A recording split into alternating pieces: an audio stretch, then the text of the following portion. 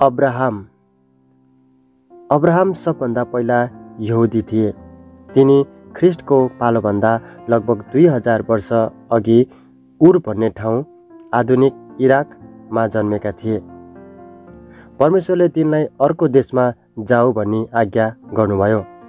उत्पत्ति 12:1 जुन देश परमेश्वरले अब्राहम र तिनका सन्तानलाई म दिनेछु भनी प्रतिज्ञा गर्नुभयो। उत्पत्ति 12:7 त्यो देश चाहिँ इजरायल थियो। तिम्रा सन्तानलाई म ठुलो जाति बनाउनेछु, जसबाट सारा संसारलाई आशिष हुनेछ भनेर परमेश्वरले अब्राहमलाई भन्नुभयो।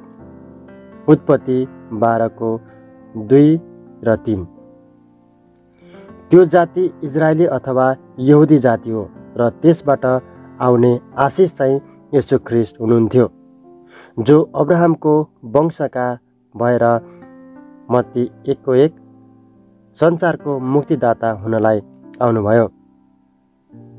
अब्राहमसँग ठुलो विश्वास थियो। गलाती 3:6 हिब्रू 11:8-12 हामी शरीर अनुसार अब्राहमका सन्तान हौं भनेर यहुदीहरूले घमण्ड गर्थे, तर अब्राहमका साँचा आत्मिक सन्तान चाहिँ यहुदीहरू होइनन्, तर यिनै हुन् जो येशू ख्रिस्टमा विश्वास गर्छन्।